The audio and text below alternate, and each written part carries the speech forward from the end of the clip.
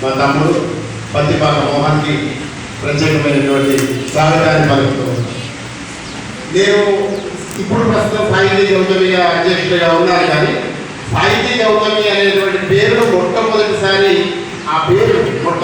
విన్నది మా మోహన్ ద్వారా. నాకు అప్పుడే ఉద్యోగం వచ్చి కరీంనగర్లో అడుగు పెడుతుండగా మేమిద్దరం బస్సులో వెళ్తూ ఉండగా సీను నిజామాబాద్ నుంచి వస్తున్నాం కదా, కరీంనగర్లో సాహితీ గౌతమి అనే మంచి సంస్థ ఉంటుంది, లక్ష్మణరావు సారు, గోపాలు, అనంతాచార్య వీళ్ళందరూ ఉంటారు, వాళ్ళు నువ్వు కలువు అని అన్న తర్వాత వచ్చిన తర్వాత మళ్ళీ 2-3 ఏళ్ళ తర్వాత ఈ సాహితీ గౌతమి రావడం జరిగింది. చేసేది మీరు అందరూ.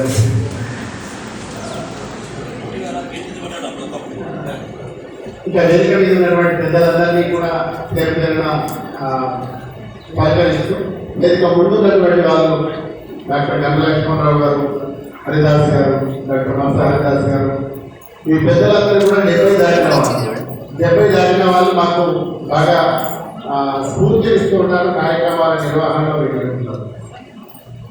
ఇక అసలు విషయంలోకి వస్తే ఈరోజు కార్యక్రమానికి కథానాయికలు ఇద్దరు, శోభారాణి గారు, డాక్టర్ అడవల సుజాత గారు. అంతేకాకుండా ఆ పాఠశాలలో ఉన్నటువంటి ఉపాధ్యాయులు అందరూ కూడా. ఇది నిజంగా ప్రభుత్వ పాఠశాలలో ఉండి చేసేటువంటి కార్యక్రమాలలో ఒక సాహసోపేతమైనటువంటి కార్యక్రమం. వ్యక్తిగతంగా సంస్థల పక్షాన ఎన్ని కార్యక్రమాలు ఏవైనా చేయొచ్చు, కానీ పాఠశాల పక్షాన చేస్తున్నటువంటి సందర్భంలో చాలా క్యాలిక్యులేషన్స్ అన్ని కూడా చేసుకోవాల్సి ఉంటుంది.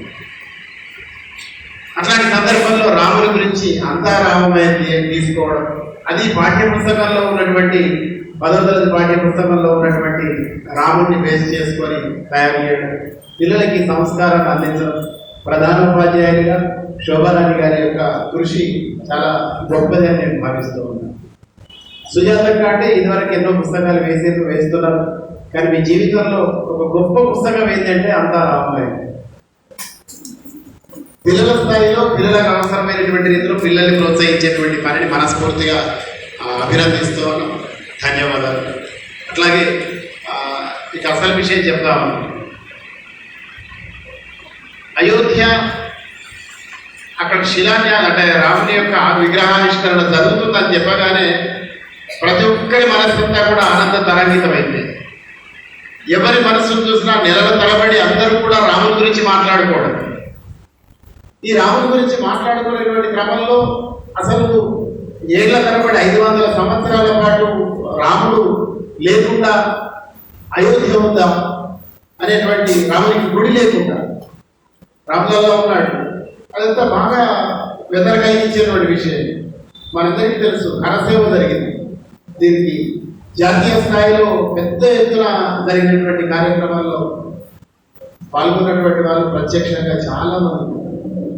అలాంటి పెద్దలలో కొందరు మన వేదిక మీద ఉండడం కూడా చాలా ఆనందకరమైనటువంటి విషయం. ముందుగా ఏదైతే ఉందో ఆలయాన్ని నిర్మించాలంటే ముందు చెత్త తొలగించాలి. ఆ పని చేసేటువంటి క్రమంలో మన వాళ్ళు ఉండడం, ఇక్కడ ఉన్నటువంటి వేదిక మీద ఒకరు కాదు, దాదాపు ఒక 3 ఉండాలి ఆ కార్యక్రమంలో భాగస్వామ్యం పొందినటువంటి వాళ్ళకు సాన్నిహిత్యంగా ఉండడం అందరి అదృష్టంగా భావిస్తున్నాం. మొత్తానికి మన 500 సంవత్సరాల కళ నెరవేరిన తర్వాత మనమందరం స్పందించినటువంటి విధంగానే సాహితీ లోకాన్ని కూడా తమ స్పందనలు పంపనేసరికి అయోధ్య సంకలనం కోసం జాతీయ సాహిత్య పరిషత్తు పూనుకొని అయోధ్య సంకలనం కోసం ఆహ్వానిస్తే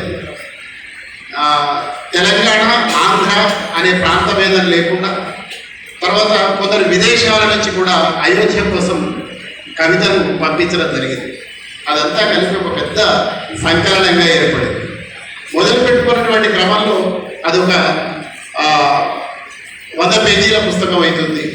అట్లా అనుకునేసరికి కవితలే వందల కొలది వచ్చినాయి.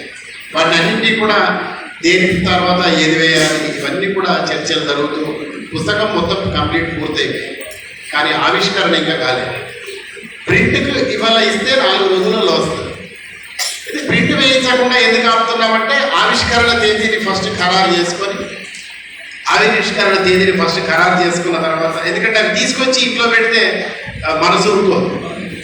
అందుకని అందుకనే సభాముఖంగా మా జాతీయ సాహిత్య పరిషత్ అధ్యక్షుల వారు గాజుల రవీంద్ర గారి అనుమతితో సభాముఖంగా ప్రకటిస్తున్నాం. అయోధ్య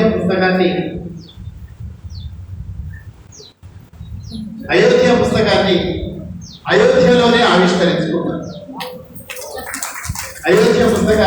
అయోధ్యలోనే ఆవిష్కరించుకుంటాం.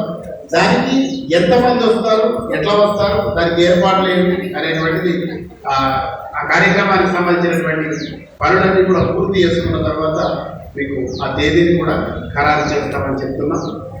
అంతరామయాన్ని తీసుకొచ్చినటువంటి అడవాల సుజాత గారికి ప్రత్యేకమైనటువంటి అభినందనలు తెలియజేస్తూ చిన్నారులందరూ కూడా అదృష్టవంతులు ఇట్లా ఇంత మంచి టీచర్ పిల్లలకు దొరికినందుకు. Thank you very much.